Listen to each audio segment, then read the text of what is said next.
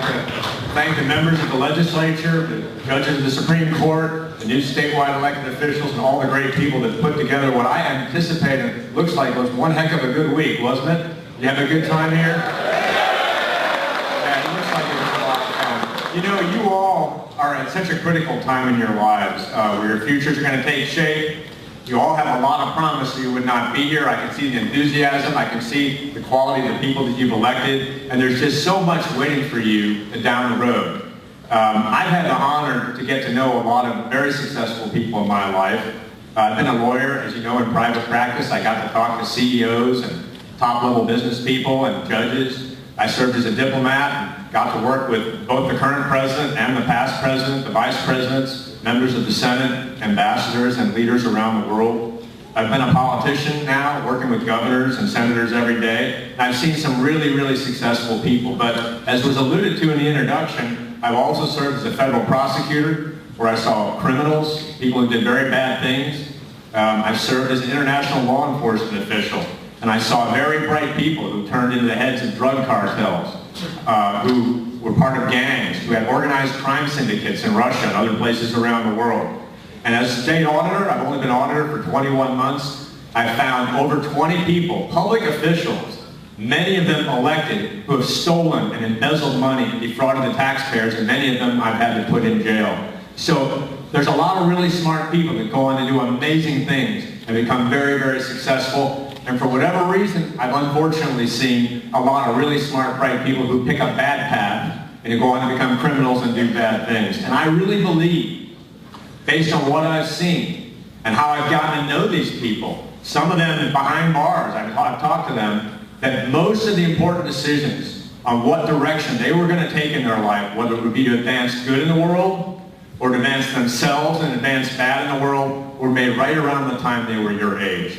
So this is a really critical time for you to make the right decisions, to do the right things, and take a path that's going to lead to tremendous success, because from what I understand, in order to get here, you have to have the potential for greatness. But greatness can be channeled in a lot of directions. You can be a great criminal, or you can be a great leader. And I'm hoping that you all will choose the right path as you go forward.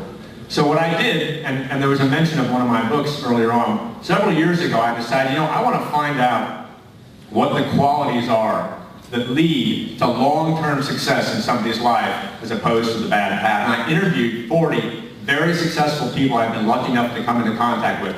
Politicians, rock stars like Sheryl Crow, 4-star generals, CEOs. And I wanted to see, what is it that led them to long-term success versus a bad path? And I want to talk to you a little bit tonight, before we swear in your wonderful new statewide elected officials, about some of the things that those people told me, and some of the things you should think about at what I think is a very critical time in your life, the time when you'll choose the right path or the wrong path. Now, I'm sure people have already talked to you this week about the first thing I'm going to say, which is integrity. Have you been talking about integrity this week? And the importance of integrity. Honesty, respect for others, little things, writing thank you notes, looking up to people, learning from people. Having integrity is the core of any long-term successful person, because then you're looking out for what's right as opposed to what's in your interest. And that's a critical piece of it, a very critical piece of it. Another thing I think is very important is spirituality. Now, for me, spirituality means my religion. But some of the people I talk to and some of the people I work with were not so religious, but they still had a sense of spirituality. Successful people do not live for the day, for what feels good right now, for what's going to help them right now at the expense of others. They realize that they have a place in this world that's special. I was talking to an astronomy professor at Yale several years ago, and I said to her, do you believe in spirituality? You study science. And she said, let me tell you something. I take my telescope, and I look out, and I see a very dark and forbidding universe. I see, if you go close to the sun, things really, really cold, and further away, something very hot, something very cold further out. I see jagged mountains and craters, and then you see Earth, this amazing anomaly. Nothing else like it anywhere any of our telescopes can see. It's something very, very special in the universe. And it's an honor that all of us have been put on this earth by our God at this time, and there is a greater purpose to it. And that's what she told me. She was a scientist. She believed in spirituality. There is a reason we're here. Life is a precious resource. And the fact that you were given a life at this place on this earth is amazing. And then think about where you were born. The United States of America, the greatest country in the history of civilization at its greatest and most powerful time. Aren't you lucky to be here?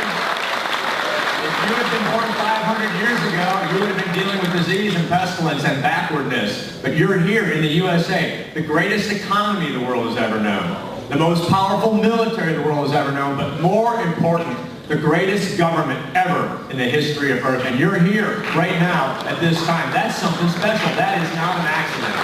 And you need to make the best of it. So, thank you. I think it's important that you have integrity and that you have a sense of spirituality, that there is a reason I'm here, and I'm here to do great things, and it was not an accident, and I'm here in the greatest part of the universe, the greatest country on the planet at its greatest time. It's a tremendous honor, and you should be proud of that. Now, what can take you away from that? What can take you away from your integrity and your spirituality? At your age, there are tremendous temptations. I have two children about your age, and I talk to them about this all the time. You can be tempted by drugs, alcohol. You can be tempted to cheat on a test to get ahead. If you're an athlete, you can be tempted by steroids. All these things may have already come to you, and if they haven't, they will soon. These are the things where if you make the wrong choices, you fall off that path. You stop having that integrity. You stop having that spirituality. You start to think, really, I'm just in it for me. And it's hard sometimes to resist temptation. People who have no integrity, they have more choices than you do. If you're competing with somebody who has no integrity, you have all the good choices. He has all the good choices and all the bad choices. He can pick and choose. So he has an advantage over you, or so it seems. But I want to tell you something. Here's what I've learned from seeing a lot of people around the world, from warlords and terrorists to criminals.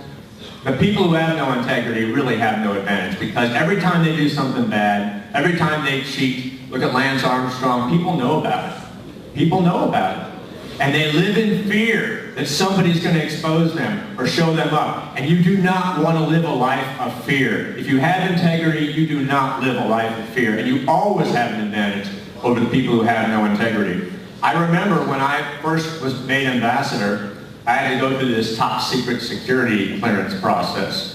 And here I was 46 years old, and the investigators asked me everything I had done wrong since the time I was in high school. And I just sit there and tell them every single thing. So if you think the things you're doing now won't make any difference 20 years from now, in fact, the exact opposite is true. The mistakes you make now could prevent you from realizing your dreams 20 years from now. Now, the good news is, nobody expects perfection. I made some mistakes. I had to tell them some things I didn't want to tell them, and I'm not going to tell you. But you know what? They weren't too bad. And I got the clearance and I went forward. Only two months later, I got a call from a friend of mine. He was up for a big job in the Bush administration. Big job. And he said to me, Tom, I have another friend, and I had a feeling I knew who that other friend was, who's also up for a big job, and he's messing around on his wife. Do you think he has to tell the investigator that? And I said, well, if he doesn't, he goes to jail. 18 U.S.C. 1001, the Supreme Court judges know that. You go to jail when you lie to a federal investigator. Of course he has to tell him. I think he was talking about himself, but he said it was a friend. Well, turned out that person withdrew their name from a very big government job because they had made a mistake and they thought they could get away with it, and they cut short their career by not having integrity, by not making the right choices. So the things you do today, the things you do now, are going to affect your future.